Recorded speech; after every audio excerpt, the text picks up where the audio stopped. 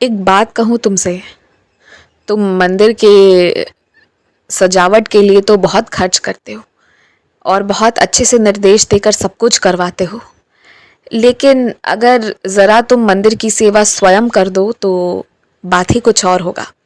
तुम्हारे जीवन में तुम्हें प्रत्यक्ष रूप से बदलाव नज़र आएगा। वो एक ऐसा कर्म है ना जो तुम्हारे कष्टों को काट देगा। हो सके तो अपने हाथ से ना थोड़ी सी सेवा मंदिर की किया करो।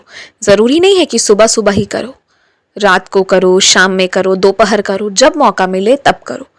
जैसे कि जो दीपक जल चुके हैं उन दीपक को चुनकर हटा देना, थोड़ी साफ सफाई कर देना, फूलों से सुसज्जित कर देना, ये काम करते रहा करो। और एक विशेष बात का ध्यान रखो, जब भी तुम्हारे घर पर कोई खास मौका हो, किसी सदस्य का जन्मदिन हो या सालगिरह हो या कुछ भी हो ना, तो उस दिन विशेष फूलों से तुम मंदिर को सुसज्जित करवाया करो।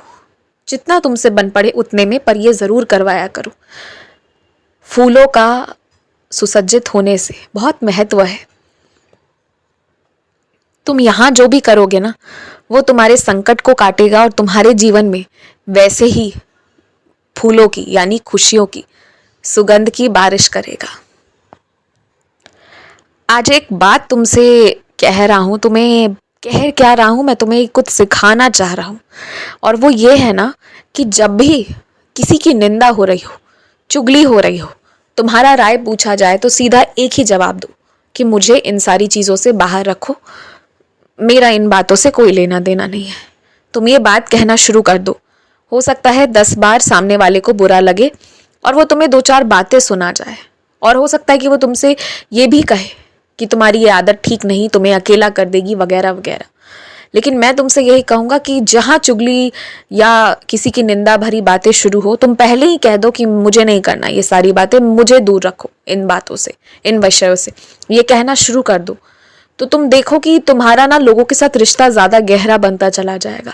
जो इधर की बातें उधर करता है ना, वो ज़्यादा दिन तक सबके साथ नहीं रह पाता, बहुत जल्दी वो अकेला पड़ जाता है। और ऐसे लोगों के संपर्क में तुम आओ, ये मैं नहीं चाहता। और सुनो, तुम्हारे वरांडा में जो भी गमले खाली है ना, या अगर जगह है तो कुछ गमलों को ले आओ और उसमें ना फूल पौधे मत लगाओ, उसमें कुछ सब्जियों को लगा दो।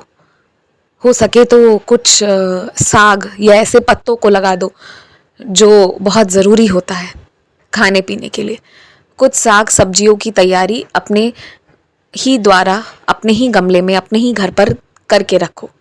मेरी कृपा से तुम जब भी उसमें जल दोगे ना, तो थोड़ी सी ऊदी मिलाकर देखना, और देखना वो पौधे कितने फल सब्जियां तुम्हें देंगे, और तुम्हारा स्वास्थ्य भी अच्छा रहेगा, बहुत खुशी मिलेगी तुम्हें। और मैं चाहता हूँ कि तुम इसका भी लुत्फ़ उठाओ, इसका भी आनंद स्वयं उठाओ।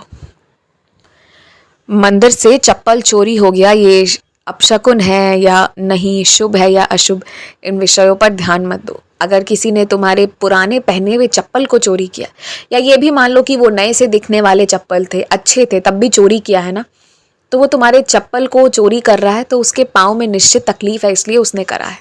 जिसने भी करा है, ये मान लो कि मालिक ने तुम्हें चुना है आशीर्वाद देने के लिए, चप्पल ही तो गया है, तुम दोबारा खरीद लो। वो शुभ है अशुभ है, इन चीज़ों में मत पड़ो, फालतू की चीज़ों में कम पड़ो और अपने काम को अच्छे से करो। आगे सब कुछ बहुत अच्छा होगा। तुम्हारे रिश्ते उन सारे लोगों के साथ सुधर जाएंगे जो पहले कभी खराब हुए ही नहीं थे। गलत फहमियों को पैदा करके खराब करने की कोशिश की गई थी, सबसे सुलह हो जाएगी। और जो गलत करने वाला है ना, उसे अब समाज से ही अलग किया जाएगा। वो इंसान सबके साथ रहकर भी कोई उसे स्वीकार अब नहीं करेगा, तुम देखना।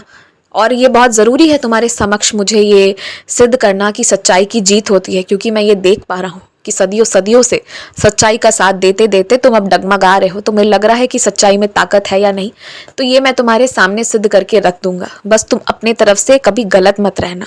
खुश रहो।